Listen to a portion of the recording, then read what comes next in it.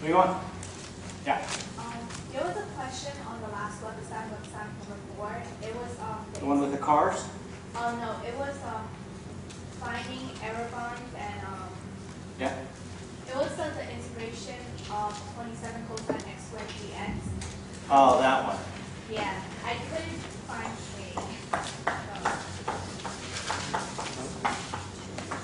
From what?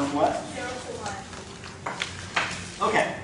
So this is really my Simpsons. Am I writing big enough in the back?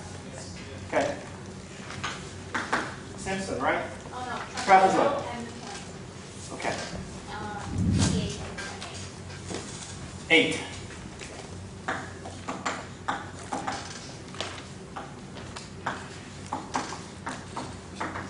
Okay, so that's the problem. Does anyone need me to actually do the problem, the trapezoidal approximation of this? Yes? No? Okay. There's an answer. It's either yes or it's no. Does anyone want me to actually write down what T8 is? Sure. Yes. She does. Okay. So T8. So what we do is we take our interval from 0 to 1 and we divide it up into 8 chunks. 1, 2, 3, 4, 5, 6, 7, 8. And our x's that we're going to evaluate are the edges of each of these chunks. So this first one will be 1/8, then 2/8, which is a quarter, then 3/8, then 4/8, which is a half, then 5/8, then 6/8, which is 3/4, then 7/8, and 1. And for the midpoint, we have to use the middle of these things. Let me skip the midpoint. Let's just do the trapezoid. I'll do the midpoint if you really want. Okay? And so now what we do, the trapezoid says we erect, we look at our function, it does whatever it does here, and we put little bars here, and we connect the dots. And we find the area underneath what we get when we connect the dots. So the width of each of these things is 1/8. And the height of each of these, the area of each of this thing is this side plus this side over 2. So the height is however long this is plus however long this is over 2. So it's going to be, since they're all over 2, I might as well take a half. And now it's going to be f of 0 plus f of 1/8. But in fact, when I do this one, the f of the 1/8 plays a role. And then when I do the next one, the f of the 1/8 plays a role. So there's going to be 2 of those. And so on, whatever they are. 3/8 is next, blah, blah, blah. So in this case, it's 1/16.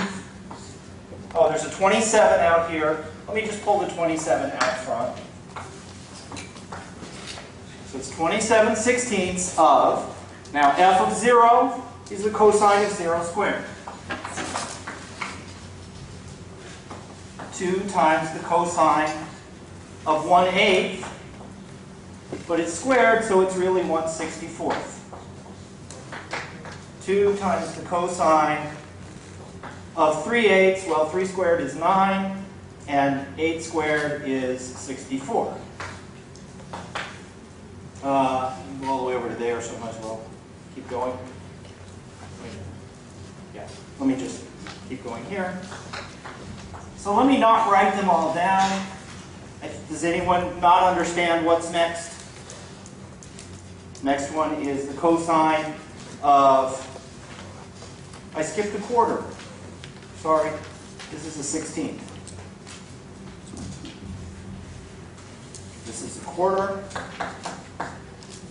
this is a 16th. And this is 9/64, etc. Plus 2 times the cosine of 7/8 squared plus the cosine of 1 squared. So then you plug all this junk into your calculator and you get the answer. Are we allowed to calculate on the exam? No, but on the exam, I won't ask such a nasty thing. On the exam, if you have an answer like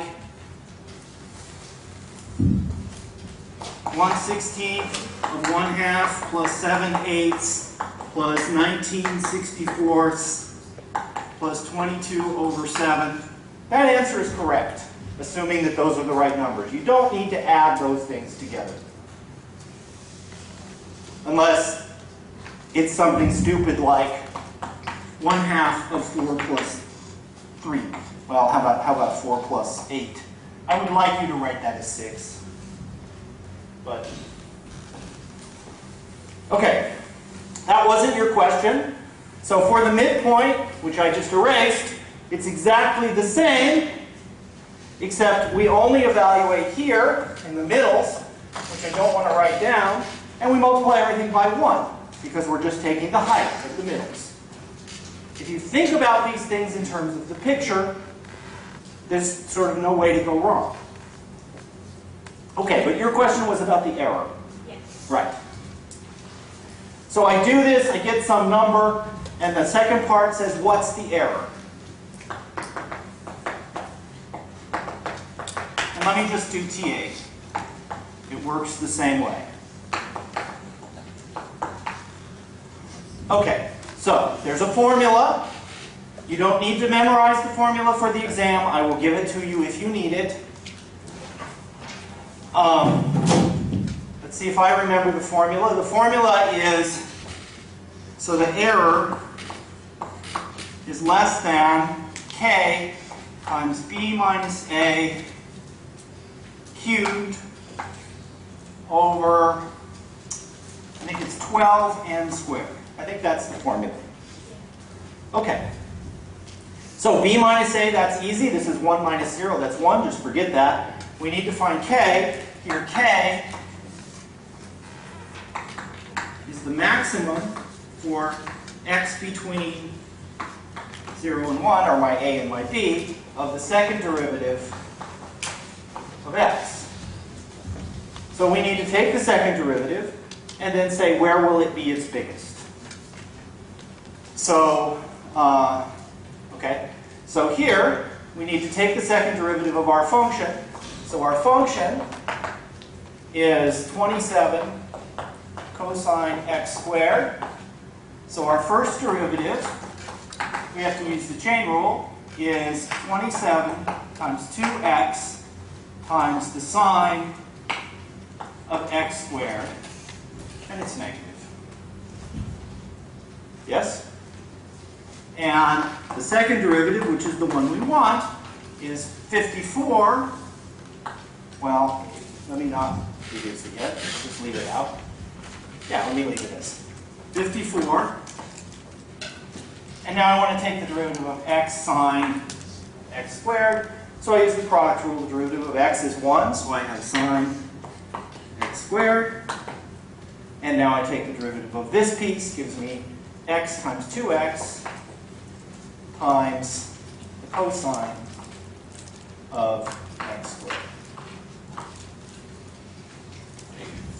There's a negative sign that I lost. It doesn't matter because I'm taking an absolute value. Now, we want to maximize this between 0 and 1. But the problem tells you, you know, don't worry about where the cosine and the sine exactly are the biggest. Just notice that sine of x is always less than 1 in absolute value, and so is the cosine. And since this is just an estimate, it's okay to just replace the sine and the cosine by 1, because they're never bigger than 1. So this is always less than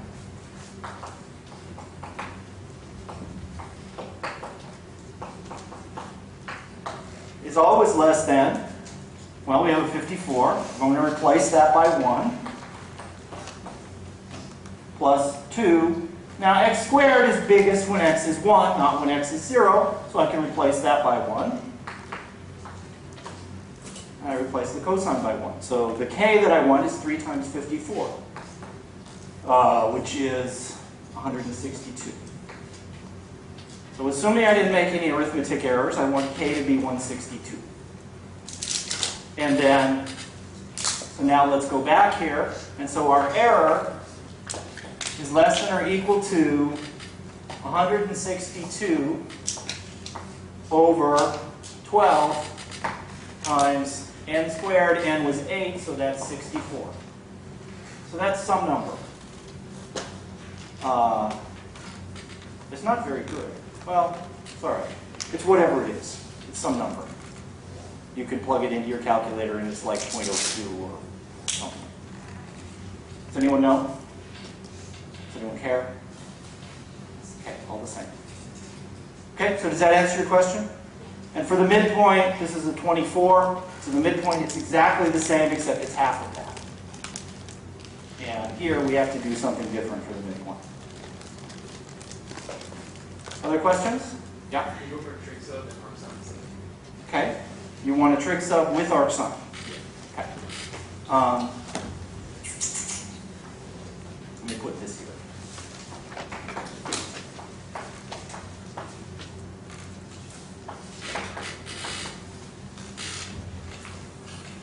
Do you have one in mind? Okay. Do you want me to do an easy one or a hard one?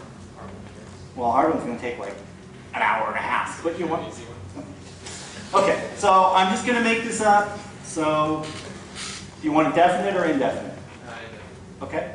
So,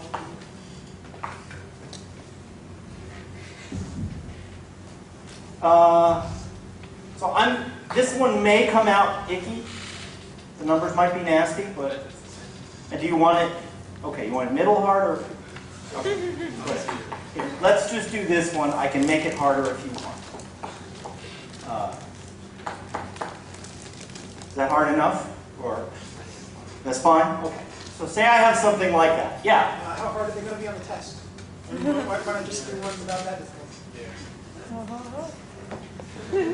I don't know how hard the one on the test is anymore because I know how to do it.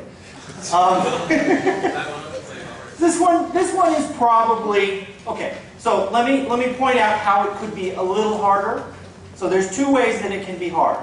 Number one, it can be hard because you don't recognize it as a trig substitution, because maybe there's a 5 here, and the constants are ugly, and this isn't a 4, it's a 14, and now I'm going to have a square root of 5 and a square root of 14 floating around, and it's just nasty. But conceptually, it's no harder, it's just nasty. So I don't want to drag around square root of 5s and square root of 14s. So that's one way it can be harder. Another way it can be harder is that the trigonometric integral that we wind up with can be hard. I don't know what the trigonometric integral we're going to wind up with is on this one because I just wrote it down. I don't think it's hard, but we'll see. It may be horrible, but it's doable. So this is probably about a good level of difficulty. All right, so here I look at this and I say, I hate this square root. I want it to go away. And I remember that sine squared plus cosine squared is 1, so that means that sine squared is 1 minus the cosine squared. Or maybe I wanted cosine, because you wanted arc sine. Okay. So rewrite it as cosine squared is 1 minus the sine squared. And so if this x were only some kind of sine, then what's under the square root would be a cosine squared, and I could take the square root and it would be great. So I just want to transform this into something that looks like 1 minus something squared. Well, it's not a 1, it's a 4. But I can factor the 4 out, which is really a 2. So I can rewrite this as, so I'm going to pull the 4 out, but I'll leave it inside for now. And now I have an x squared over 4, which I can also write as x squared over 2. Alternatively, you can just let x be 2 sine squared. It's the same. So everybody okay with this so far? All right. So this is an x over 2. And so now I'm going to make the substitution. X over 2, I want that to be a sine. or if you prefer, x is 2 sine theta. They're the same. And so that means that dx over 2 is a cosine like that. And so here, for dx is, did I make a mistake? No. 2 cosine theta d theta.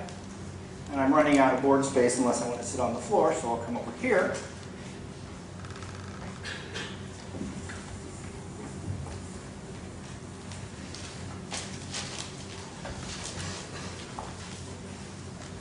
So I'm going to make that substitution. So x is 2 sine theta. So this becomes, so my dx becomes 2 cosine theta d theta. My x becomes a 2 sine theta. That's my x. And my square root becomes 1 minus sine squared. So that's just plugging in. The 4 got eaten in this 2. And in this 2. Did I lose something? X is 2 sine theta. Well, somehow my... No, that's my x. Right, this is x, 1 minus x squared over 2. And this is dx. I don't know.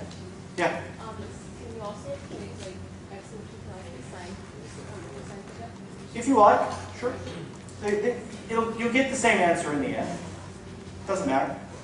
I mean, I'm doing it with sine because he wanted sine, but cosine will work exactly the same. I'll get a negative sign, but then when I integrate, it goes away, and it's all the same. Yeah? Could you explain where the 4 went? Okay. I don't know where the 4 went, actually. The 4 went on the floor. There's another 2 here.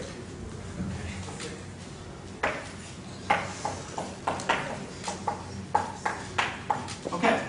Thank you for being persistent about explaining where the 4 went. It went away because I found it annoying. Okay, the square root of 4 is 2. So I can pull that out, and this 2 becomes a 4. So just to simplify, take this square root, it's a 2. These 2's cancel, and so I get a 2, and now I have cosine theta, and here I have a sine theta, and here I have, so this one is nasty. So now I have 1 minus sine squared, which is the square root of a cosine squared, which gives me a single cosine. So this one's nasty, or it's not, depending. This is an integral I hate. So this is 1/2 the integral, the cosines cancel, d theta over sine theta, which is 1/2 the integral of the the cosecant theta d theta. So this is not my favorite integral. And I forget how to do this one. It's the log of the cosecant plus the cotangent, I think. It's negative log of cosecant plus cotangent. So we can work backwards. So the reason I hate this integral is it's a completely non-obvious substitution that makes it work. And I've forgotten what it is. So you can probably suspect that if you see the integral of the cosecant,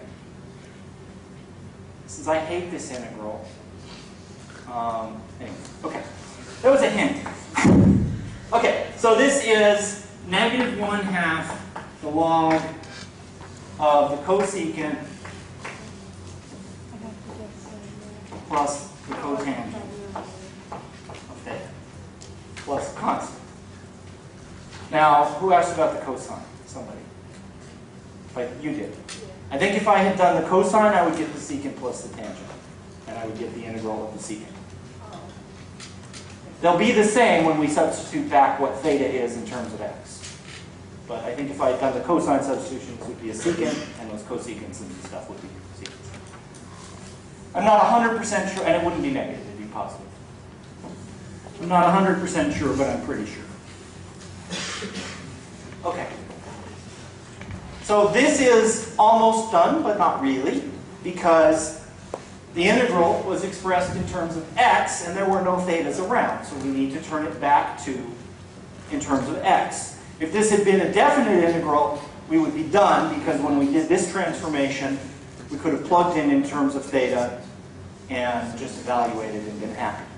But it's not, so we have to ask if x equals, well, how about x over 2? So if x over 2 is sine theta, then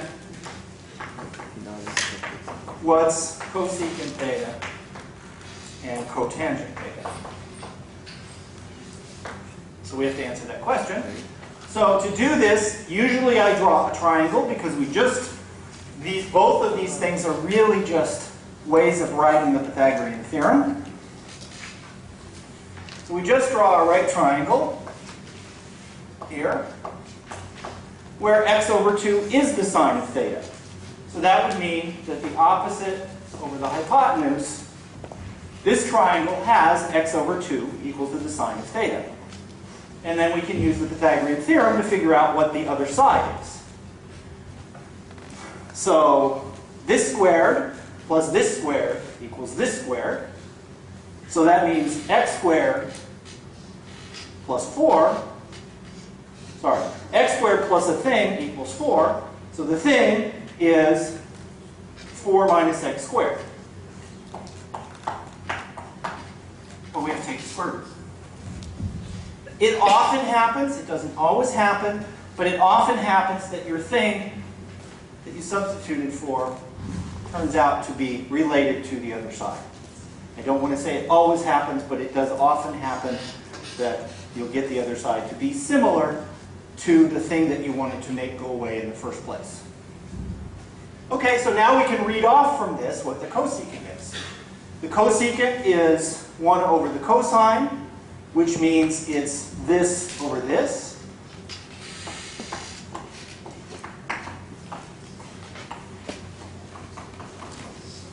And the cotangent is this over this. Really? Sine over cosine, cosine over sine, right? Yeah. So it's that. Right? I believe so. Cosecant's 1 over sine, and I wrote cosine. Thank you. Cosecant is 2 over x. That looks better. And the cotangent is 4 minus x squared over x. That's better. So that means that this becomes negative 1/2 the log of 2 over x plus square root of 4 minus x squared x. And had you done the substitution in terms of the cosine, you would just permute the things in the triangle and you would get the same answer. Okay? This is hard enough for you, but not too hard. So they don't. The thing that gets hard about these things, once you see the substitution to make, is that sometimes these integrals come out to be horrible. They come out to be something like, I don't know, sine to the 8th, cosine to the 4th, which means you have to do this half angle thing a bunch of times, and it's just nasty. Okay, other things you want me to go over? So the test isn't going to say use trig substitution? No. You just have to figure out So, what... so one of the sample tests, I don't know if you've looked at the sample test, one of them, some of them said do this, do that, do the other thing. So I mean, I can tell you, the test has 9 questions. I think 6 or 7 of them are integrals, but I don't tell you how to do any of them. It's just, here's 6 or 7 integrals, do them. I don't remember exactly whether it's 6 or 7. There are definitely 9 questions, yeah. So in the test, can we use the arcsine, theta equals arcsine x over 2? Yeah, it's the same thing. Okay, so we don't have to use this number. What? I mean, Oh, I understand. You don't have to use the triangle thing? Yeah. Well, you have to know what the cosecant of arc sine is, and you have to know what the cotangent of arc sine is. And the only way I know how to know what, unless you just know them all, the easiest way to understand what the cotangent of the arc sine is by drawing a picture. But if you hate pictures, there are plenty of people that can do this without pictures. So I don't care what method you use, as long as A, it's not cheating, and B, your method makes sense and it doesn't just come to you from, extrasensory perception. Because it's very hard to tell extrasensory perception from cheating. On all of the questions, you do have to, none of the questions say, show your work, but I want you to justify your answer. That means show your work. It means, so I hate the phrase show your work, because sometimes you can look at something and say, oh, I know the answer to that. It's 3x squared plus 2. Pop! You just write it down. But there's something that went on inside, and how do I know that 3x squared plus 2 is the right answer? So really, I want you to justify your answer so that somebody who doesn't know it knows where it came from. Okay, that's what people mean when they say show your work. My son used to fail math tests because they would say show your work, and he said, I didn't write anything down, I just did it all in my head. And they used to give him 0 because they told him to cheat. Anyway, next topic. Or you all know it, we're done. Okay, see ya. You had a question, right? One of the tests you wrote show some work. Okay, so, of the tests that are listed, I only wrote the MAT126 test. All the other ones were written by other people that I just grabbed. So the show some work was written by Professor Jones. He meant justify your answer. Some of them do say show your work. Or there's one of them that says, I don't care if you show any work, just write the right answer, that's good. There's one that's like matching. And he said, I don't care, just give me, this integral is A, this integral is number D, this number, whatever. I don't use the phrase show your work. But, so what? Yeah? I have a question. How do I determine the integral converges or The integral of convergence? No, the integral. Oh, whether an integral converges. Good, because what you were asking, we're not starting for 2 weeks. So. Whether an integral converges or diverges. So, this is related to, but may not be obviously as. So if we have the most obvious one is if we have something like, well, let me do one that's internal. 0 to 5 of 1 over x squared how about that? We'll just make it easy. I have something like that.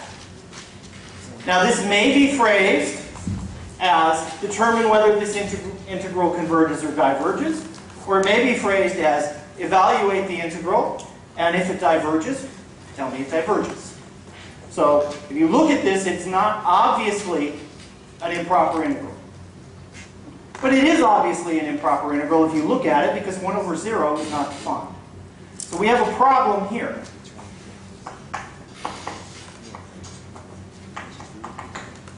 And we have to say, does it make sense even though there's this trouble at 0? And so what we really want to say is this is the limit as L goes to 0 from above of the integral from L to 5. That. Now this integral is easy. The integral of x to the negative 2 is negative 1/3, wrong way, negative 1 over x.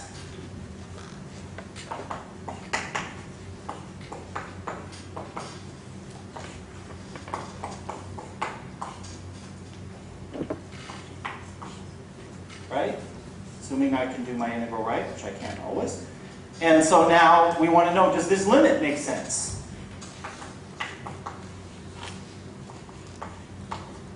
So when I plug in 5, this is good. So I get negative 1/5. But when I plug in L, 1 over L, And now if I take the limit as x goes to 0, this blows up. So this blows up. So this diverges. If I change the problem, we do almost exactly the same problem.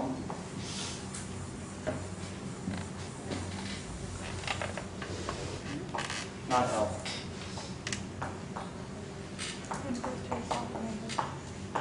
That problem, then it will converge. We do it the same way, but we get a different answer. So this will be the limit as L goes to 0 from above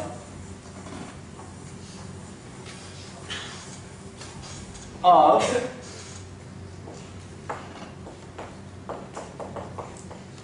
that integral. So when I do that integral, I get, so this is x to the negative 1/2.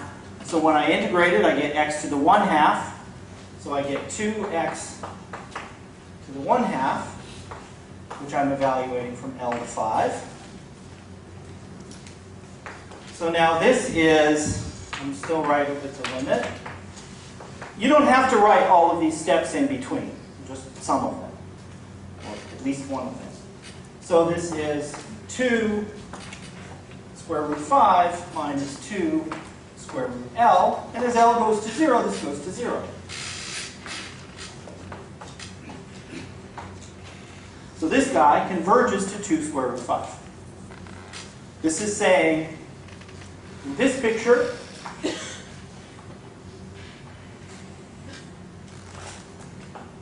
this area is infinite, but for this picture, which looks almost the same, it hugs this much tighter, and this area is 2 square root 5. Okay?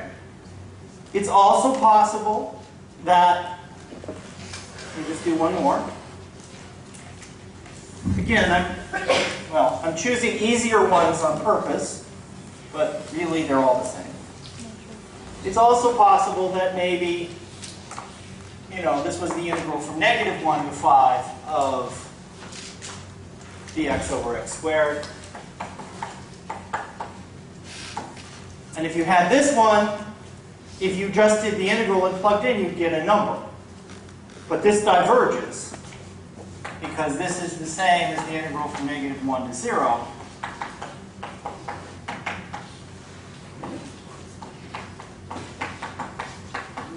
And this diverges because we just did it.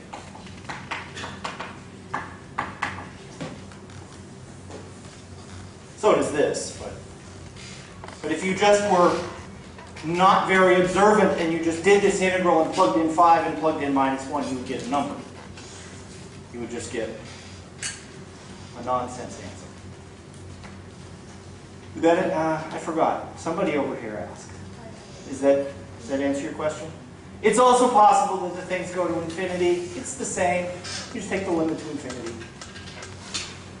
Yeah? How do you tell odd functions from even functions? How do we tell odd functions or even functions?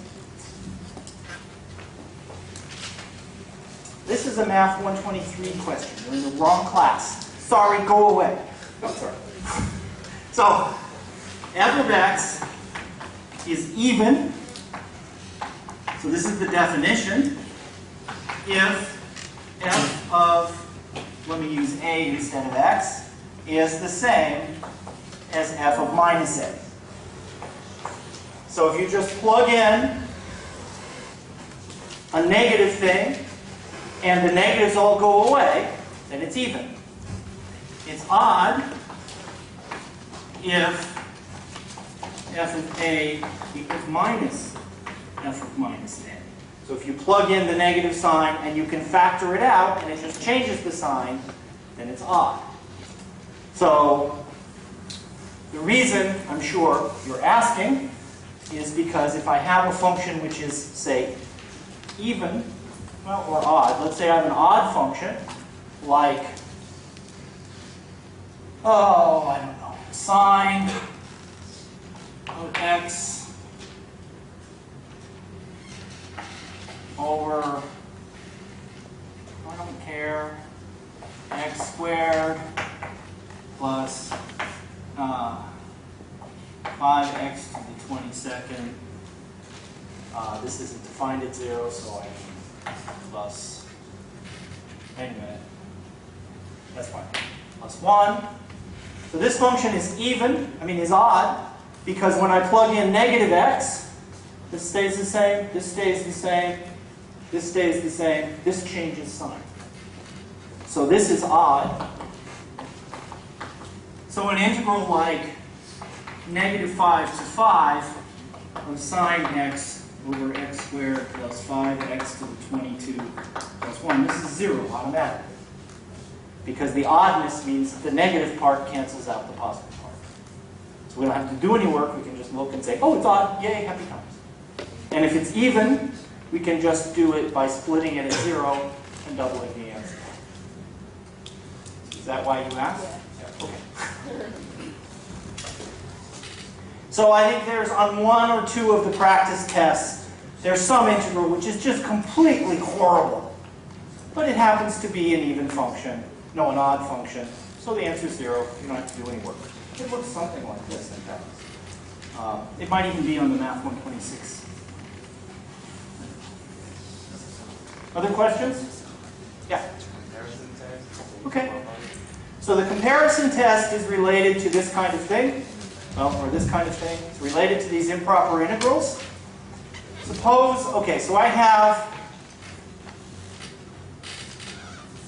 let's take this one, just because it's on the board.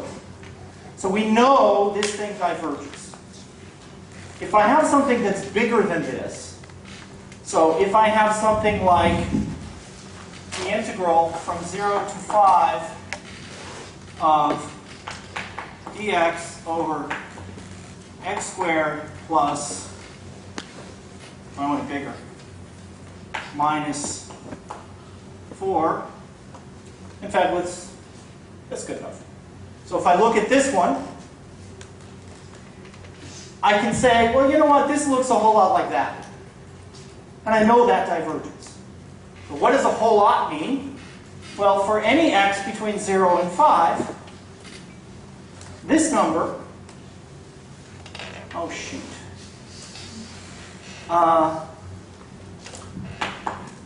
Okay, now we're good. No, we're still screwed. Sorry. So I always blow it on these.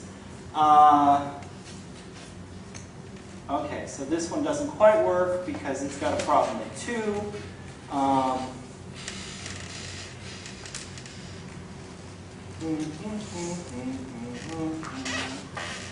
Okay, so this is a bad example, and I'm having trouble making it work.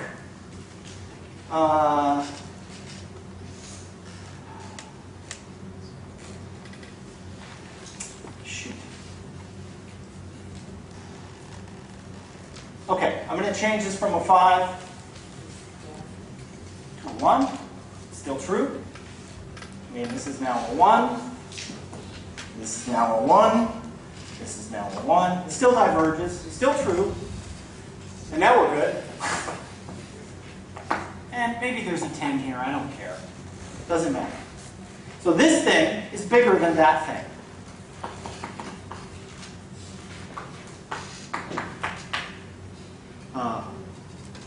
One, we know that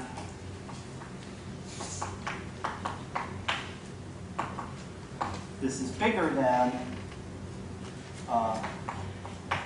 that, isn't it? Except in absolute value. Right? So for all the guys in there, that's bigger. But this diverges. And remember, diverges means gets really, really big. And so this has to diverge because this is bigger than that.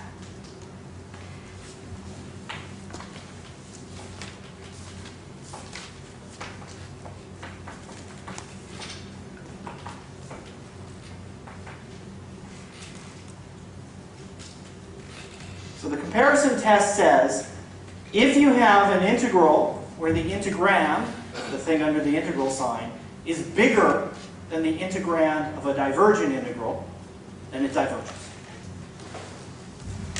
If the smaller thing is going to infinity, the bigger thing has to go to infinity. And then there's the other side, which says that, let me erase this jump now. The other side says that, similarly, if we've got a thing which is smaller in absolute value, so the other side, so let me just write the comparison.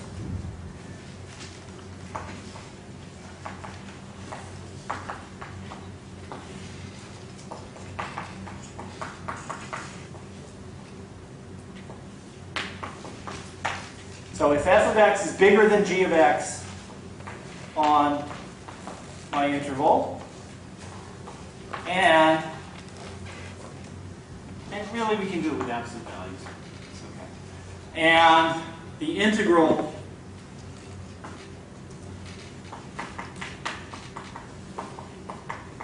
diverges, then so does f. If the little one, the little one diverges, the big one does too. And then there's the other half.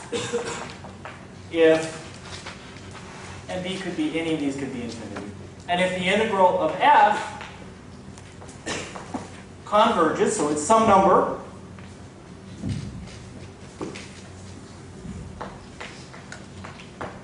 so does g.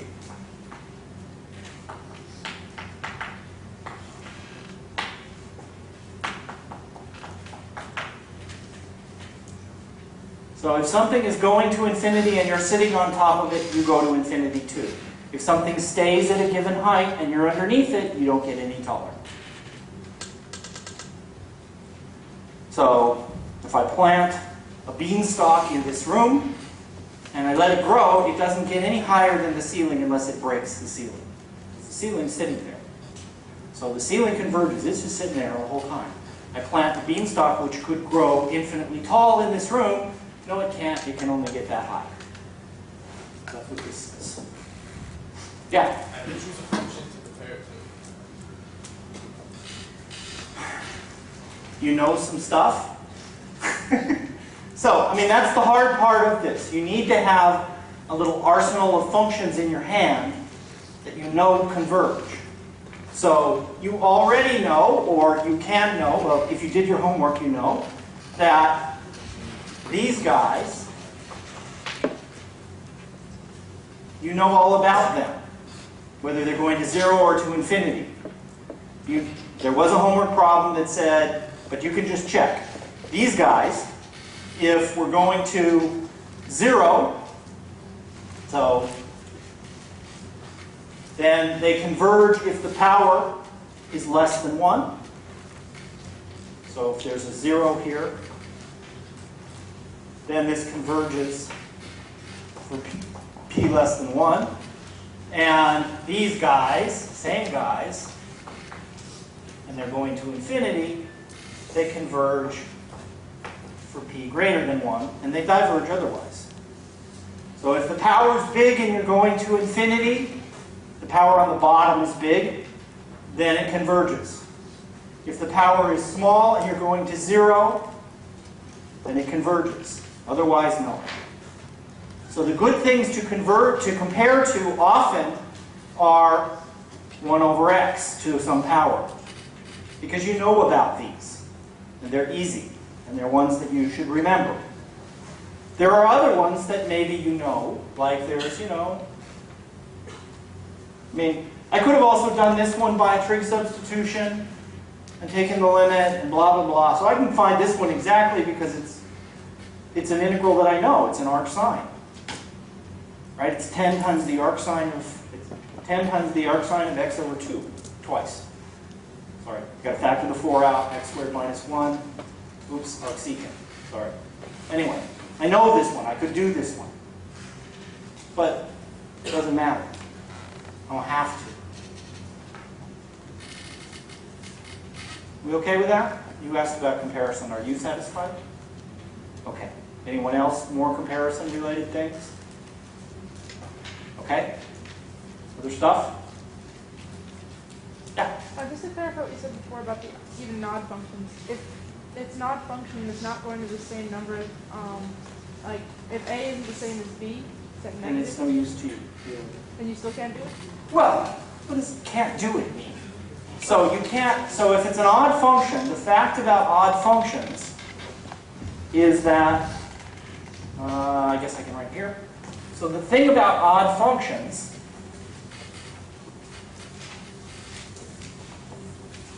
is that they tell you whatever happens over here, but underneath.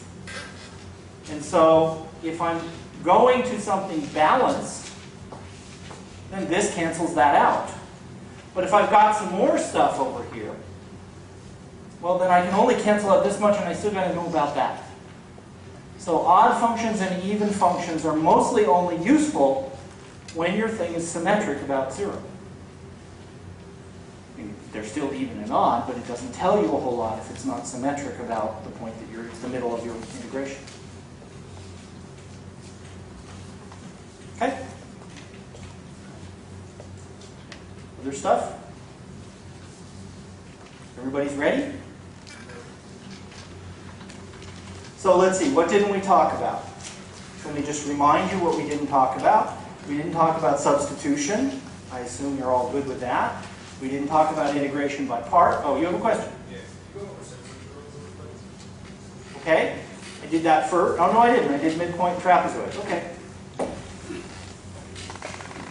So you want me to go over it with an example? Do you want me to go over Simpson's rule, just remind you how it works, and then do an example? Or do you have a specific example in mind? You can make one up. Doesn't matter. Do you have one or no? Okay. So let me make one up.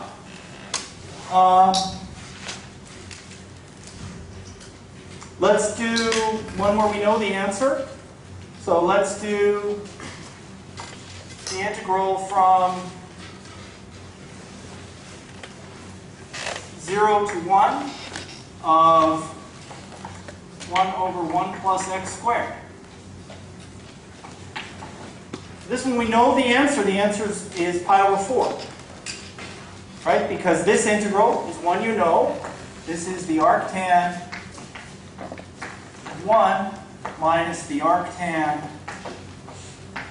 0. The arctan of 1 is pi over 4. Pi over 4. So this is pi over 4. In fact, let's make it even easier. We know it's pi.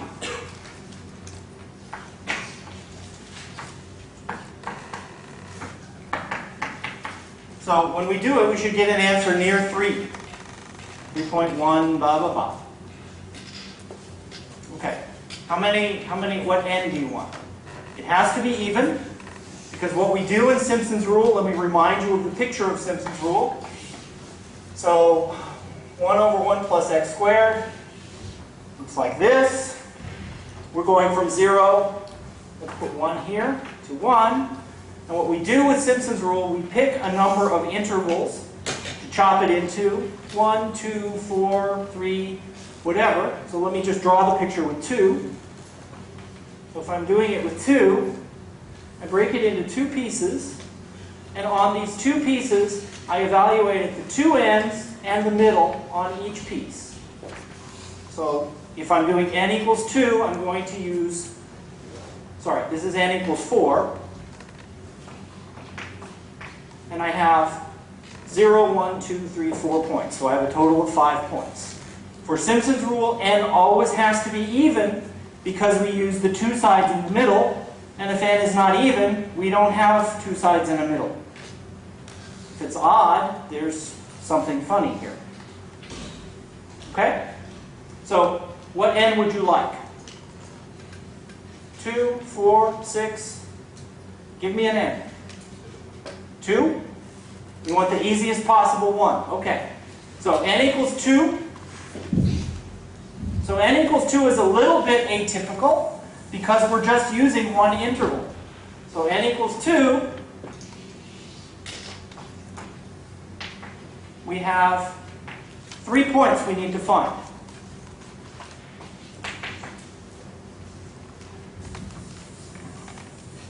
So for n equals 2, we're going from 0 to 1. We want to find 3 points equally spaced, 0 to 1. So there's 0, 1/2, and 1. There we go. That's it. So since n is 2, Simpson's rule tells us that we take 1/3, which is our averaging constant. So Simpson's rule always has a 1/3. And then the width of this thing, which is a 1/2.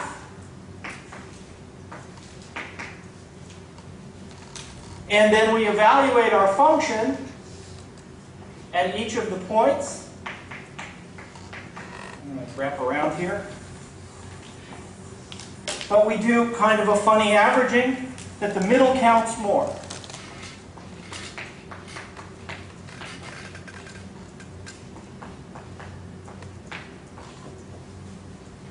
If we had been doing instead n equals 4, then this one would be a 2, and then we would have a 4, and then a 1.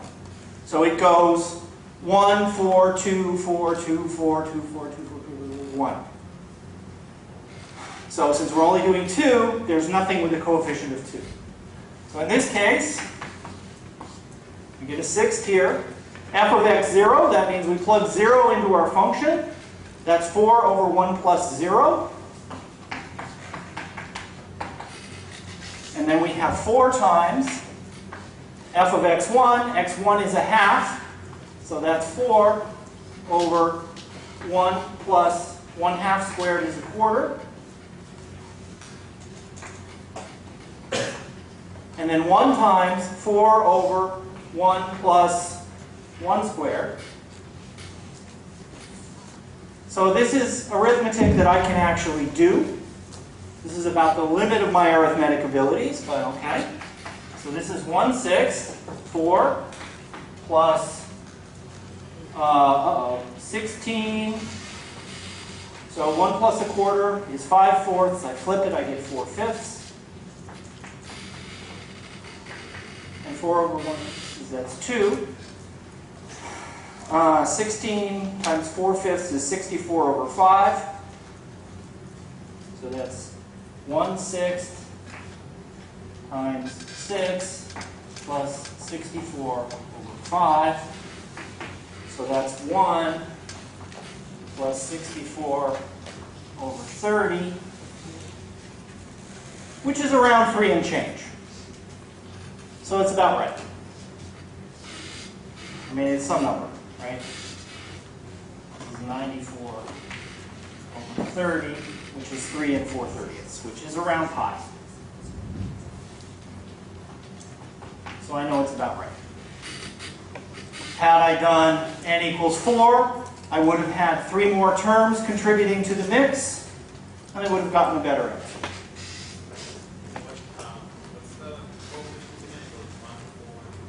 The pattern is we count the middles 4 times the edges,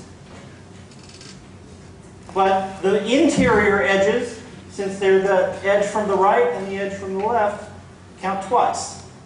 So it's 1, 4, 2, 4, 2, 4, 2, 4, 1.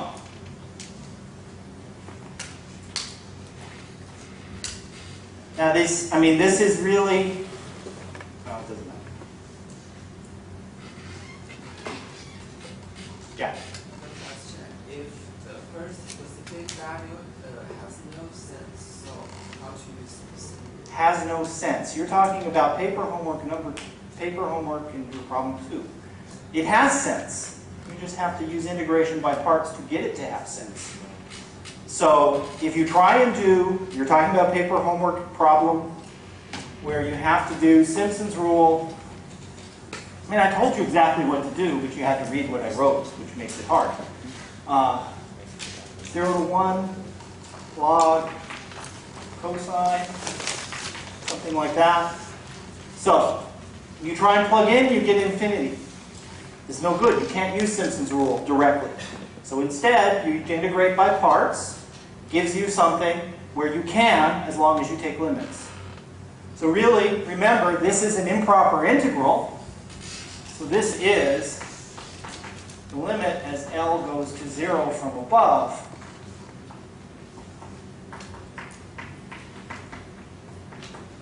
But even this limit is no good until you integrate by parts to make it better. When you integrate by parts, then the limit makes sense, and everything's good. Which is what I tried to say in the words when I wrote the problem, but now you can do the problem. Maybe. Somebody over here has a question? No? Okay. So let me remind you of the topics the exam covers, and then you can say, one of those. So substitution, of course. Integration by parts. Then various techniques of integration, which include powers of trig functions. So, sine to the m, cosine to the n. Trig substitutions. Integration by partial fractions, improper integrals, which we just talked about, and area between curves. It's short, it's easy exam. You know all of those things. So I don't need to do any more. Is that true? Yeah. Sure. I don't know where I am anymore. I started over there. No.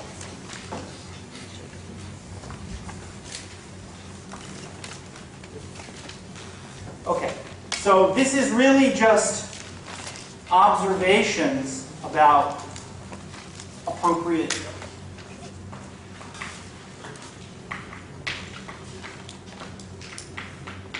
powers of functions of sines and cosines. So for example,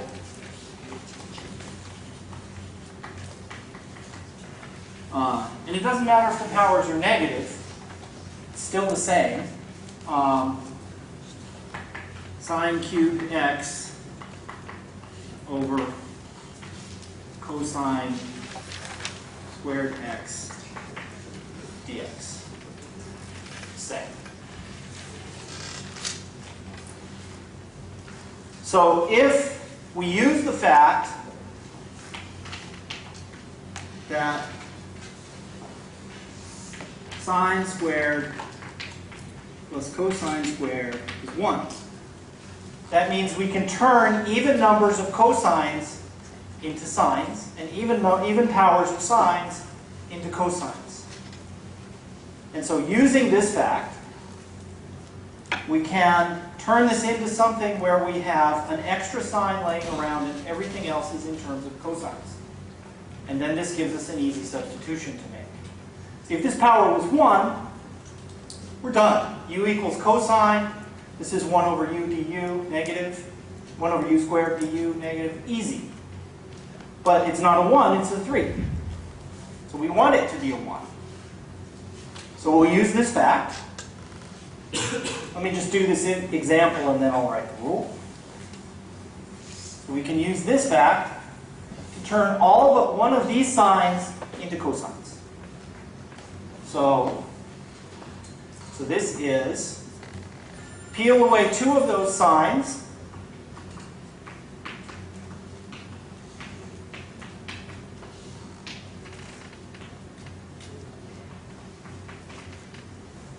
and now I'm going to turn this guy into cosines.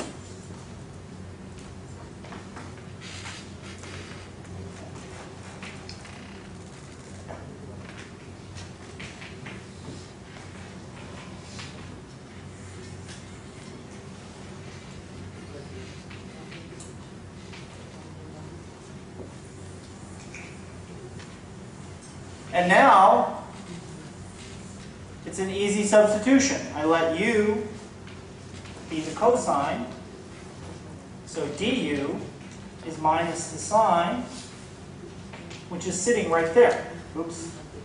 How did my dx get to the bottom there? Doesn't make any sense. Sorry. My du is sitting right there. So this becomes, what does it become? 1 minus u squared over u squared. And this is a negative du. And that integral is easy.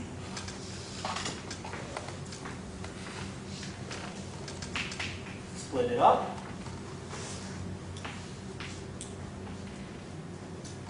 And so now it's negative of, I guess I don't need that. Negative of 1 over u. So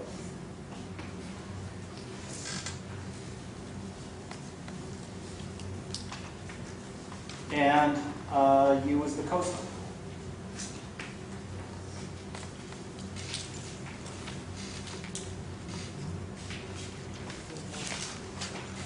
Did I make a mistake? Seems too easy. One of these is minus, right? Plus, minus 1 is good. But I think that's right. And in general, if one of these numbers is odd, so the rule with these guys, if m or n is odd, change all but 1. Yeah, this doesn't even make any sense. Okay, I'll try it over here. Sorry. So, if m is odd, I'm going to use that to change m minus 1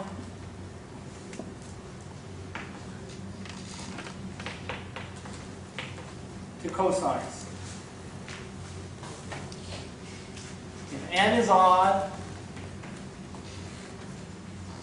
then I change n minus 1 to cosines to sines. Again, using sine squared plus cosine squared is 1. And if they're both even, this doesn't work.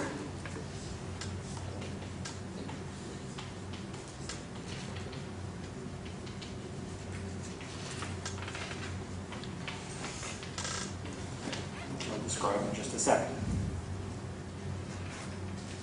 Okay? If they're both odd, pick your favorite. If you like sines, change to cosines. If you like sines, change to sines. Okay. So if they're both even,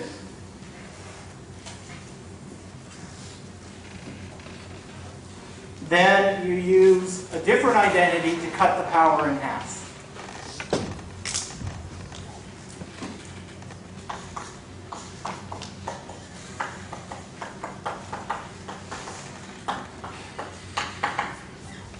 So we use the fact that sine squared of x is 1/2 y minus cosine 2x, and then cosine squared of x is 1/2 y minus sine 2x. Still cosine, it's a plus. It just, I know it's right, I just didn't write it. So this cuts the power in half. And then now maybe one of the powers is odd and you use that trick. If not, do it again. If not, do it again. Eventually, you cut an even number in half enough, unless it's 0, you get down to an odd number. Okay? Well, can I use the one that says sine 2 sine 2 theta equals sine 2. Well, you don't have a sine 2 theta, so it's not much use. So it's not the angle that's even. I mean, the powers are even. So if I have an integral like, let's do the simplest one, like that. then the simplest case here is I would replace it with this, and now it becomes easy. Right? So this becomes, using this fact, 1/2 the integral of 1 minus the cosine of 2 theta d theta. And that's easy. This is just 1/2 theta minus sine 2 theta, but I'm letting u equal 2 theta, so du is 2d theta, so I pick up another half. So that became easy, because I changed the power from a 2 to a 1. If I had sine to the 4th, we'd have to do this trick twice. Right? A sine to the 4th would become stuffy in terms of this thing squared, square it out, do it again. So these quickly get annoying, like if you have sine to the 16th, it takes a long time to get down to something normal. But you can keep cutting the powers in half until one becomes odd. So like if you had a sine to the 6th, you could do this trick, and now I have cosine cubes, and now I can use the other trick. Okay? People all right with this? So it's important to remember that the angle keeps doubling. Right? This is a cosine 2 theta, so that if I had to do it again, then it would become 4 theta, and so on. Okay, other questions? Yeah, you in the back. Can we go over more integrals? Okay, they're all the same to me, but they're obviously not all the same to you, so sure. Do you have one in mind? Yeah. Okay. The integral from 0 to infinity over x over e to the x. X over e to the x? Yeah. X over dx? No, x over e to the x. Oh, x over e to the x. Sure. Okay. So this one's okay at 0, because at 0 we have 0 over 1. It's just at infinity we have to deal with it. So this becomes limit, and just to rewrite it, that, but we still have to do the integral of x e to the minus x. In fact, it's probably easier to think of this way.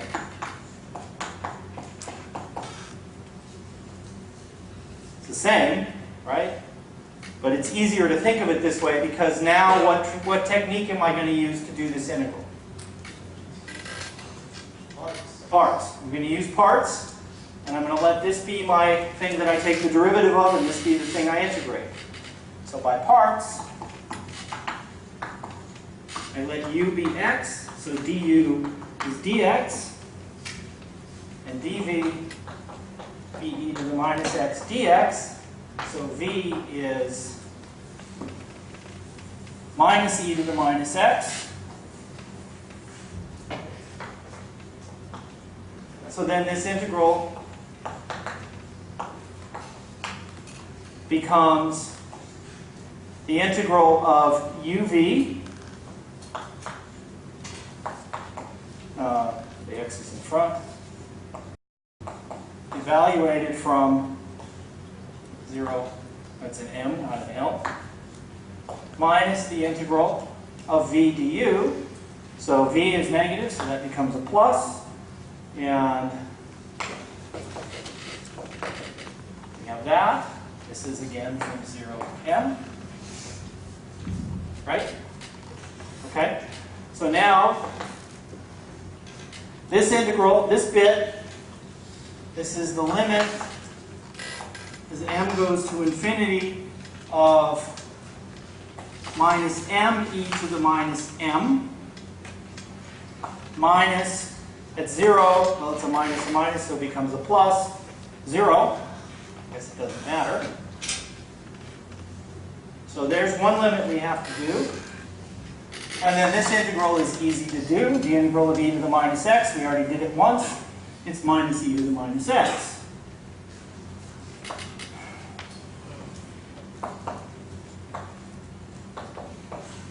minus e to the minus m minus a minus 0, well, it's a 1.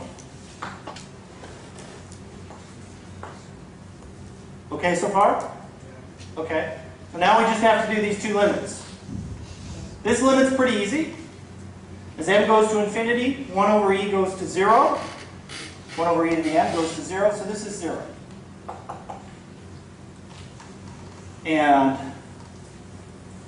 so this piece goes to 0. This piece also goes to 0 because e grows faster than x. E to the x grows faster than x. So the limit of x over e to the x as x goes to infinity is 0.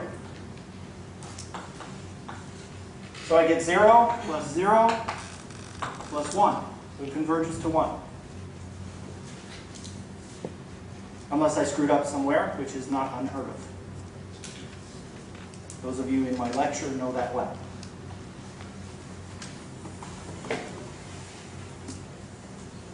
So in some sense, all of these are the same, but you know, I can do more of them if you want.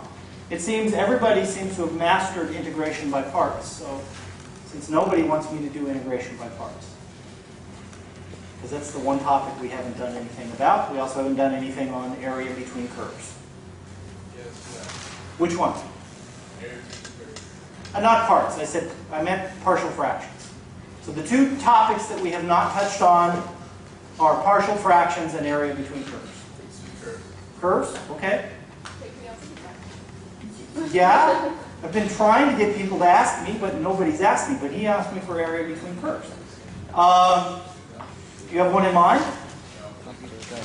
Okay. Do you want me to make one up?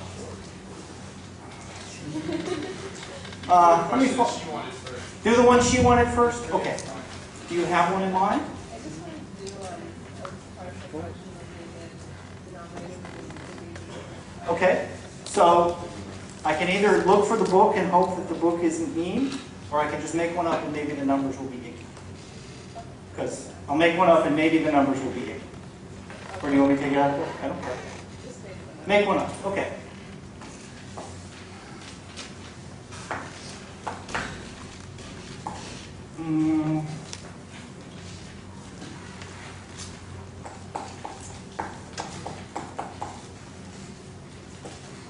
How's that? So I suppose, you know, actually you could try and do this one by trig substitution if you completely forgot integration by partial fractions, but partial fractions should be good here. So in fact, we're going to get two terms which involve stuff on top that isn't just a constant, right? Because I have an x squared and I have an x squared plus 1. I can't reduce this and I can't reduce that. Okay. So what I use is the fact, okay, I want it to look like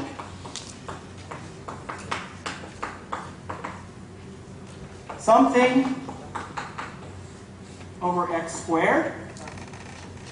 So the thing that I want is when I split them up, I always want the power of the top to be 1 less than the power of the bottom, plus something else over x squared plus 1.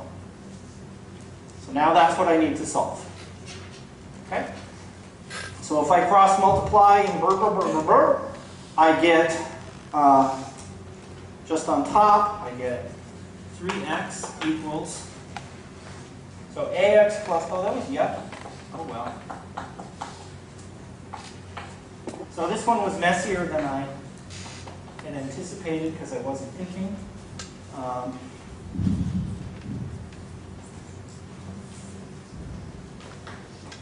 Cx plus d times x squared.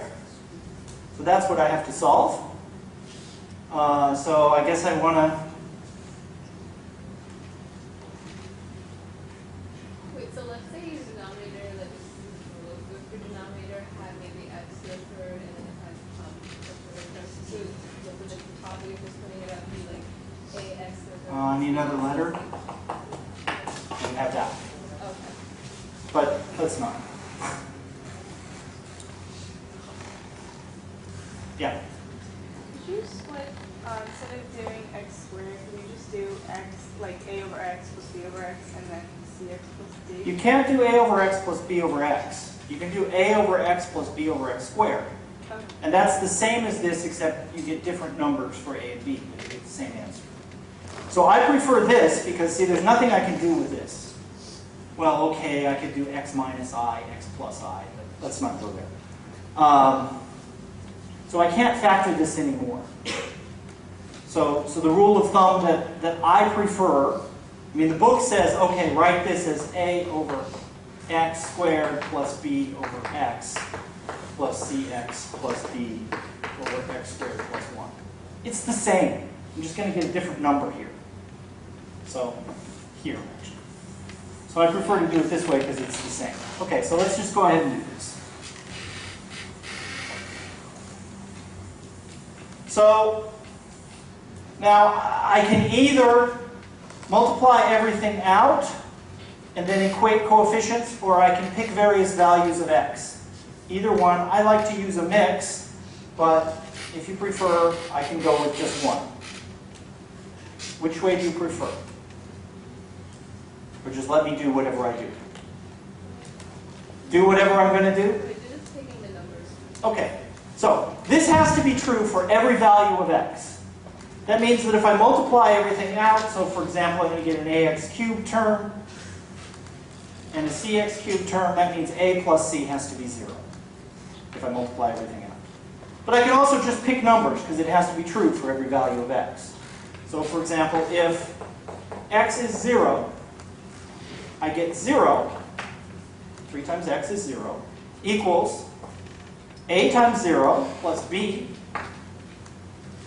times 1, because x squared plus 1 is 1, plus 0, because x is 0. So just plugging in for x equals 0 kills everything and tells me immediately b is 0, I'm done with b. So b is 0. If x is, well, it's not obvious what else to pick here. Maybe 1's a good number. But if x is 1, I get 3 equals a plus b times 2 plus, well, b is 0, so that's gone.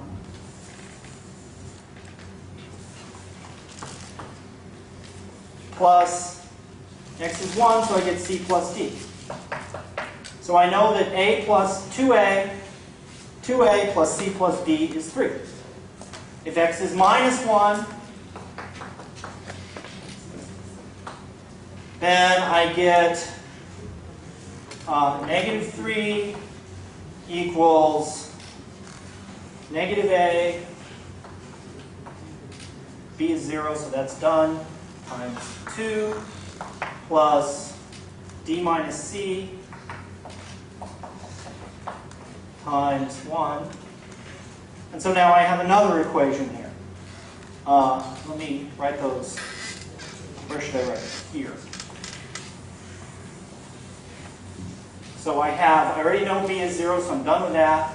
And I know that 2a plus c plus d equals 3, and negative 3 equals negative 2a plus negative c plus d. And if I add those two together, I get 0 equals 0 plus 0 plus 2d, so d is 0. So I don't need d either. Okay, so d is 0. So now I can go back again and see that since d is 0, I've got 3 equals 2a plus c, and negative 3 equals 2a minus c. So if I add those together, I get 4a. Is everything 0? What the heck? All right, I made a mistake somewhere. This is a negative. Yes, so this is no information to me. This is a negative, so this is no good for me. So I need to get another equation. So what other equation can I use here?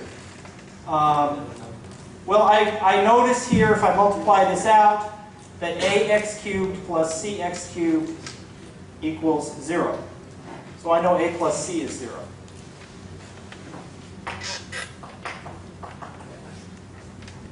So a is negative c. So now I'm down to 1. Let's put...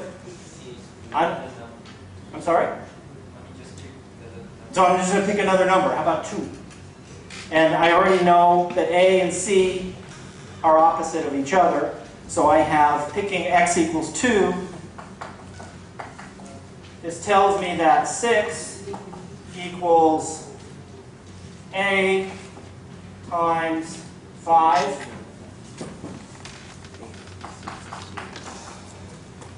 And b is 0, so that's gone.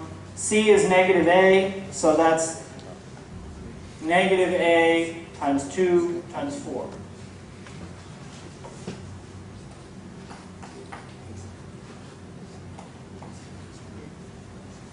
If I did this right, is that correct? Yeah. Okay. Let me write it a little longer. So I'm picking x equals 2. So 6, 3 times 2, equals a times 2. B is 0, so it's gone. Oh, it wasn't 5, it was 10. Yeah. Times 5. And then C here is negative a, so this is negative 2 times 4.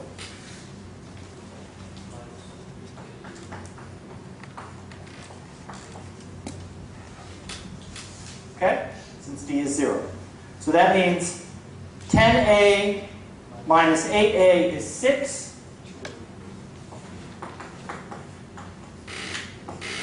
So a is 3. And c is negative 3. And so after all of that garbage, we know that this equals 3 over x squared minus 3 over x squared plus 1. So my answer is, I didn't leave enough room. I'll write it here. So this 3 over x squared integrates to negative 3 over x. And this is 3 arctan.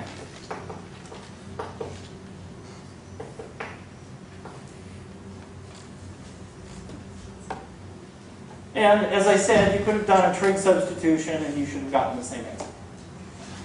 But that was because it was an x squared. Okay? Now, I mean, this one, let me just let you know of the level of difficulty here. This one, if I put it on the test, I would expect maybe 10% of the students to be able to do it during the test. Maybe. I would expect probably 40%, 50% of the students to be able to start it, but only about 10% to be able to get all the way to the end on a test. What you can do on a test is much less than you can do on a homework.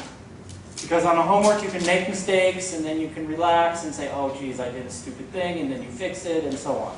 On a test it's a very different situation, and you make a lot more stupid mistakes. Yeah? 3x. Probably. I mean, maybe I did it wrong. What should be 3x? 3x over 3x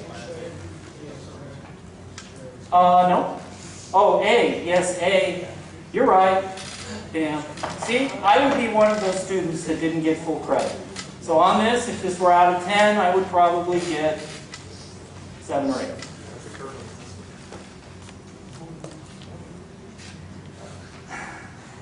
So I know how hard the test is, and so I set the test so that, about, how does the curve on the test work? It's not a curve based on how people do. So it's possible for everybody to get an F or everybody to get an A. I've never seen it happen. But in general, about 30% get a C, 30% get a B, 10% get an A, maybe it's 15% A's, maybe it's 5% A's, depends on the class, and other people don't do so well. So usually it's around 70%, maybe 80% that do better than awful. Yeah? I'm not all that confident in my ability to recognize trig functions. If I wind up getting something weird, instead of something like R10 that's easily recognizable, how many points would you lose if we left it? It kind of depends on how crucial that is to the problem.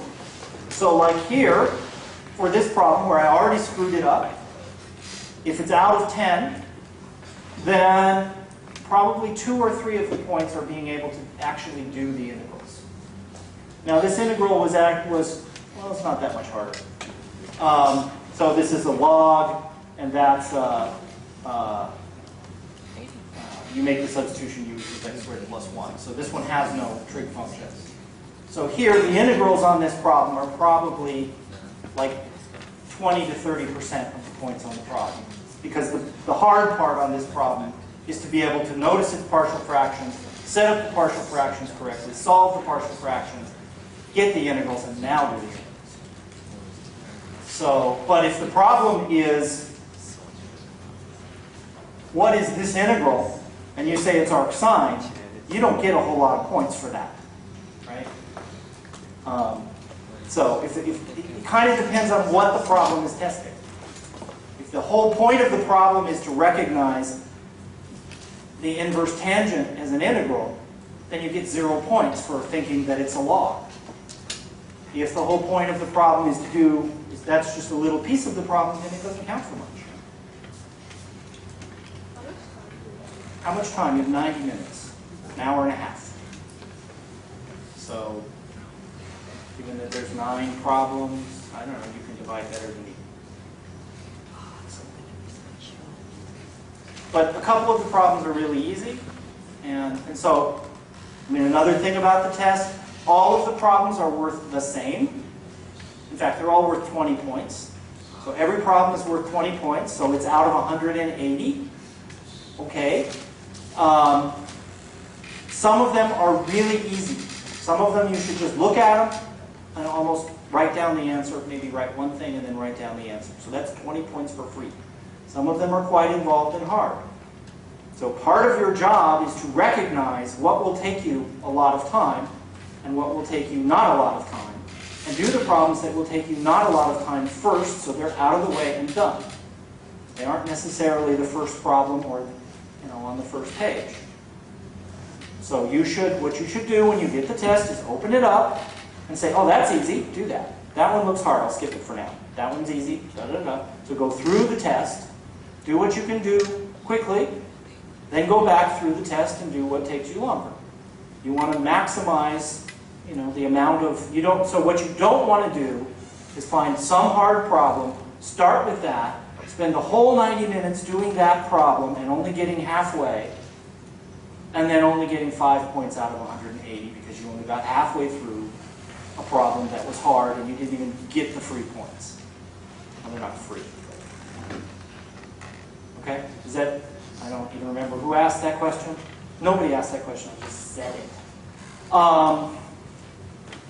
Yeah? If I make such as square root -1, Well, if you encountered the square root of -1, you did something a little bit weird, or you did something unexpected that works out to give you a square root of -1, and if you carry on, it will go away again.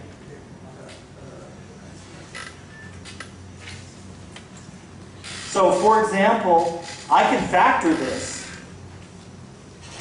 into x minus I, x plus I, if I really want to, and then I only have linear factors over here. But things will work out a little weirder, and I have to realize what to do with that. So none of the problems need to be done involving complex numbers. Yeah, go ahead. You have one that you think does. This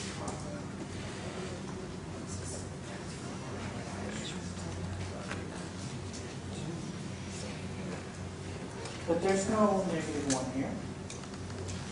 I don't understand why you need to take a...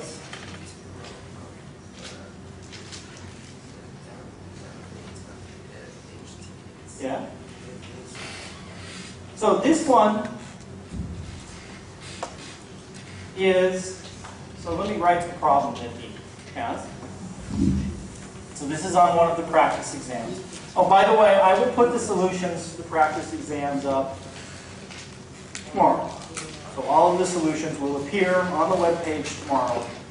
The reason they're not there now is to encourage you to try and do them before you see the answer. So again, remind me of the function. There has to be a t here somewhere. Wait a minute. Thank you. Okay, so h of t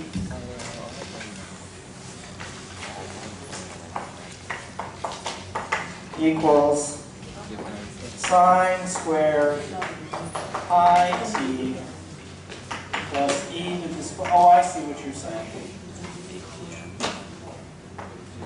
Arctan 1 minus t squared minus t and g of t is the integral from 0 to g of x. And you're supposed to find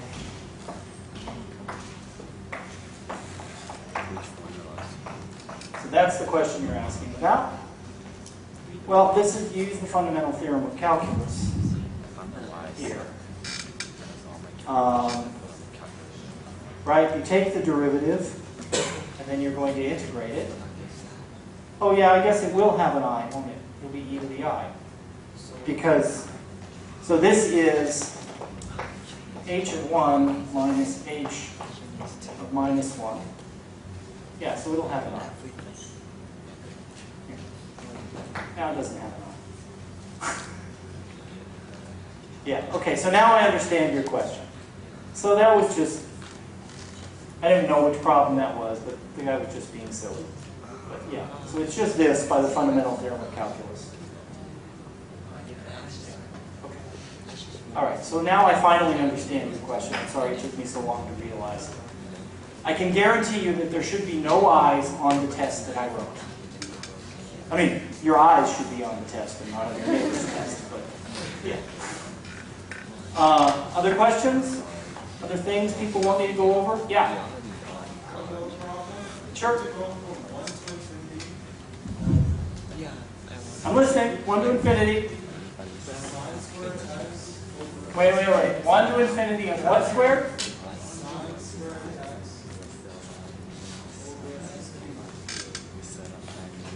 What's in, I'm sorry, 9 squared? Sine. Okay, it's just harder to hear you down here. Sine squared x over x cubed. Is that it? Okay. So, and the question is not what is it, it is does it converge or not? Right? So the question is does this converge? So, what do we do? Yeah. It's like 1 over x squared. Because it's bigger than that. So Yeah, we compare it to 1 over x squared. and if that's Oh, this is a cube. Sorry. So we compare it to 1 over x cubed. and if that converges, then that if it diverges, then that diverges. Right. Converges. Well, no. It only goes one way. Or no, it only works for So we use the fact that sine squared of x is always less than 1. Because you're taking a number less than 1 and you're squaring it, and you get something between 1 and 0. And so that means that if we divide it by x cubed, it's between 1 over x cubed and 0. And so if this converges, then happy times. If this doesn't converge, we know nothing. So now the question is, what about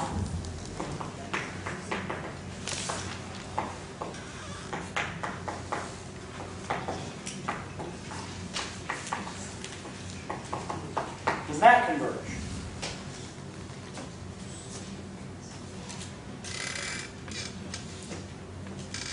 Does anyone know? I wrote it on the board a little while ago.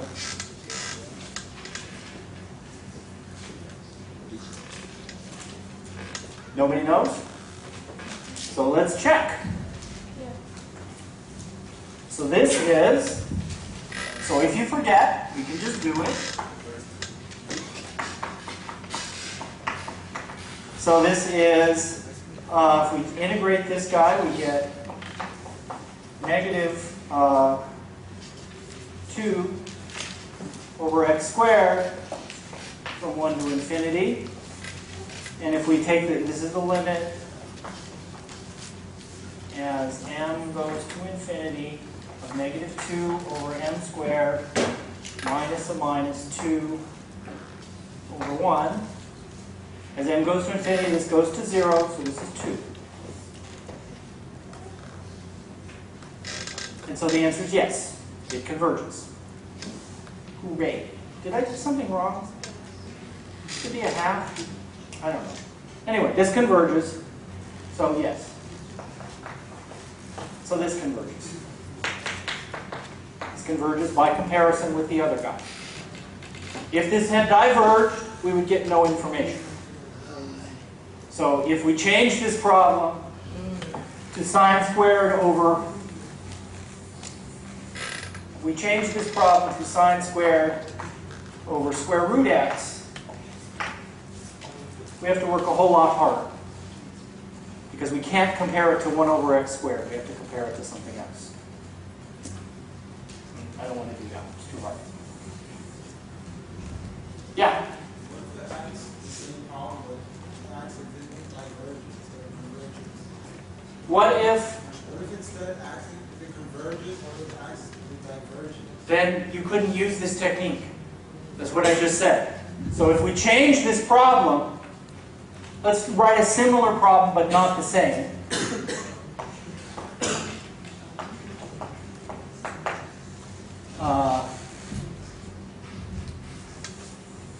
So what do I want? I want something that diverges, so I want this to be bigger. So say we have that problem instead. So now this is always bigger than 1 over square root x.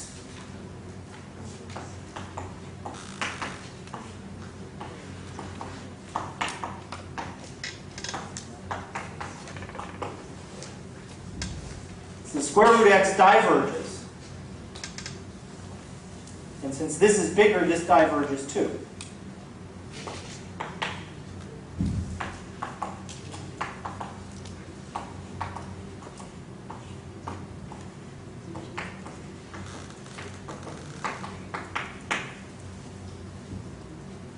So you have to compare it to something else. Here, if I change this power to a square root, I can't directly compare it to 1 over square root x. I have to work harder. So instead I change the problem. You see? Okay.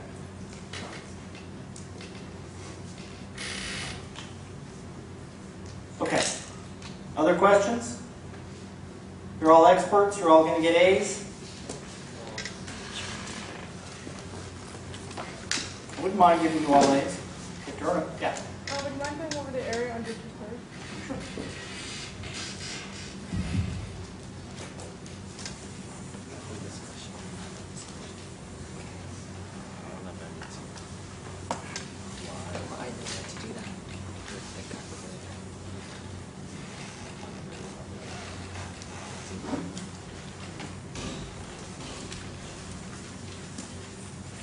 So these problems are pretty easy. Let me just, if we have two functions, f and g, then the area between them is just the integral of the top minus the bottom.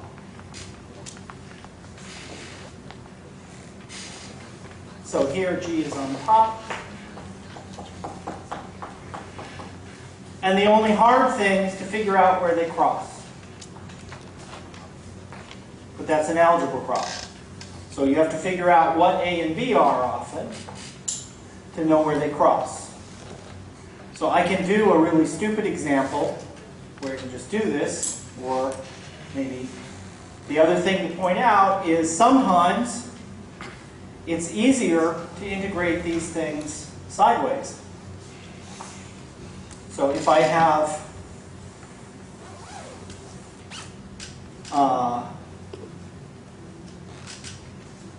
of course I don't have an example in mind, but say I have some curve that looks like that, and I have another curve that looks like this, and I want to find this area. Let's make it look a little more obviously like this. Then I might want to integrate this way instead. I might want to integrate dy. So it's the same, I just have to take this minus this. So here is, say this is y equals f of x, and this has to be x equals g of y, because it's not a function.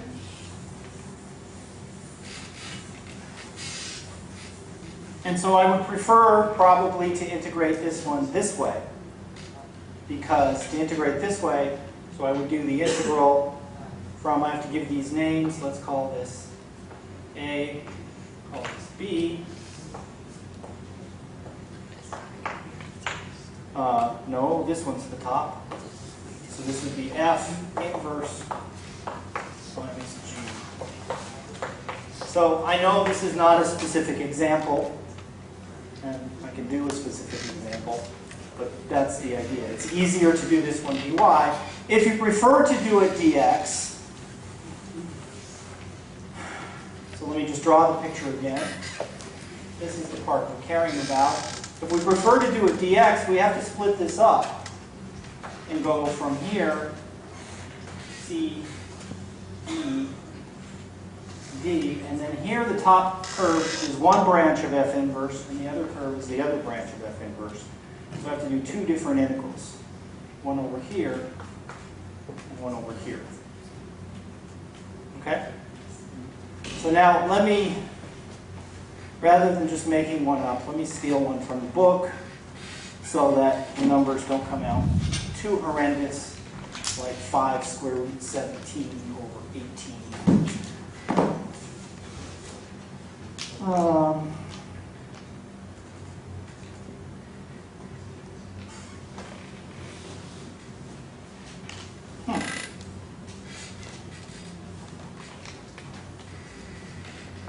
don't like any of those. Okay. How about 4x plus y squared equals 12, x equals y.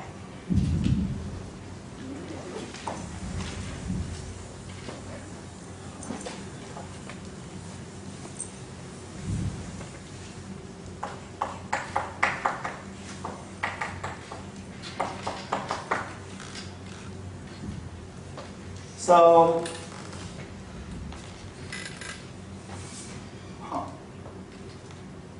all right. So if we're doing this, we have to figure out what the region is, or we just have to figure out where they cross, and then figure out what to do here. So, what does the picture of this look like? Well, this is the same thing as saying y squared equals 12 minus 4x. So this is a parabola opening this way,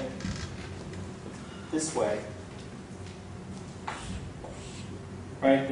When x is 0, y is 12. It goes through here, 12, and then so I get something like this.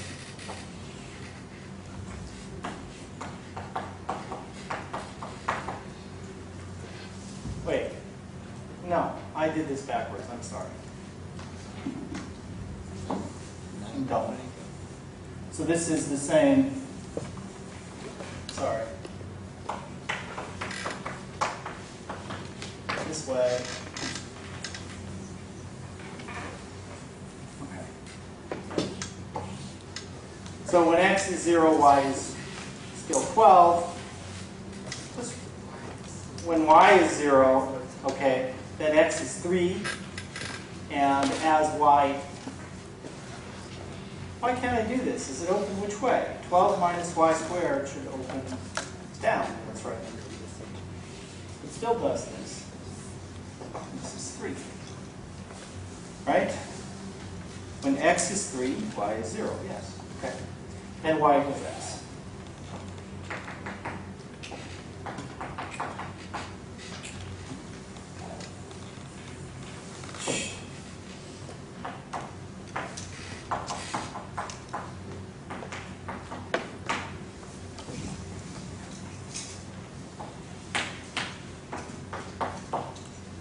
Right? I think that's right now, finally. And when do they cross? So I have to figure out when they cross. So that's just when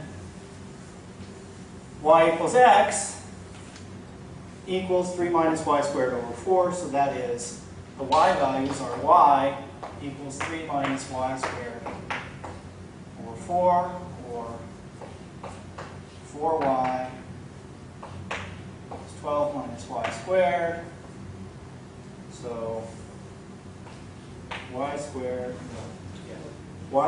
minus 4y minus 12 is 0. So that factors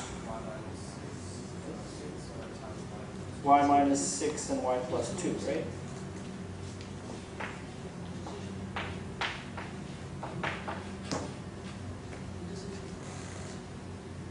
Yes. So this crosses at -2. Oops, yeah, at 6. So my picture is a little bit off, but okay. And now the area is pretty easy now. We're going to integrate dy. If we integrate dy, we integrate from -2 to 6 of wherever the function went. The top curve, which is the parabola, 3 minus y squared over 4 minus the bottom curve, dx. I'm sorry? Yeah, that's a y. All right, so this is the top, or actually the right, and this is the left. And so now we just get 3y minus y cubed over 12 minus y squared over 2 from -2 to 6, which is 18 minus whatever 6 cubed is, 36 over 2 minus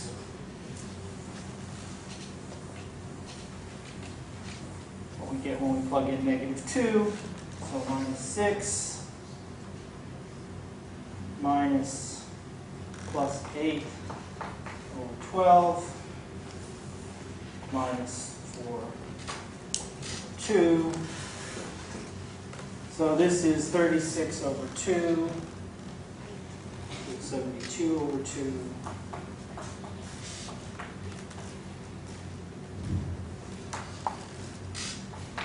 8 over 12 is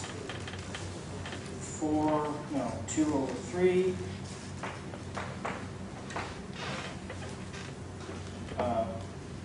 Except this is a minus.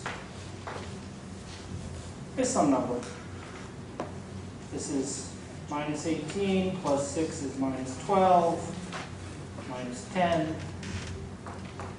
So I get that, but maybe I screwed up. Okay? So, I mean, these are all this kind of thing. Yeah?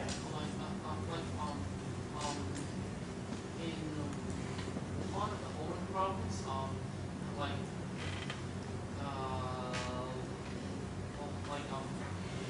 there was a multiple choice answer. Yeah, so one of the homework problems was broken, and there was a multiple choice answer with one choice. Well, 3 points for you. So the problem is now labeled, if you go back and do it, the problem is now labeled as defective. I didn't take it away because some people had done it and I didn't want to take away the points. It's still a good problem, it's just the last part is stupid now because it says, if the answer is 5, what's the answer? Other questions? Issues? So no more early points? If they fix the early point issue, then I'll go back to it. The problem is that the mechanism where early points were detected worked for some people and gave some people early points all the time. And a few people got jealous when their neighbors got early points for doing it 2 minutes before it was due. So, okay, so there's another review session on Tuesday. If you think of other things to ask between now and Tuesday, then plan. The other review session on Tuesday is shorter. It's only an hour and 20 minutes because they have to get out of the room. Yeah. When did that one end? That one is 6:50. It's in the time slot before your exam. So what that slot is what, 6:50 to 8:10? So the review is 6:50 to 8:10. It's in Old Engineering 143. There's a physics exam afterwards. I mean, you seem to have run out of questions this afternoon. So maybe you're all prepared. Or maybe you haven't even thought about it yet. I don't know. There's also, I mean, I don't know, you probably received an email about a discussion board. There have been 2 questions asked. I answered them both. But there's something called Piazza. You might have deleted it because it looked like spam. But I set up a discussion board so that you can post questions there. And your other students can answer them or the instructors can answer them. So, okay. See you, well, I'll see a few of you tomorrow, and the other ones I'll maybe, no, I won't even see you on Thursday, so I'll see you someday.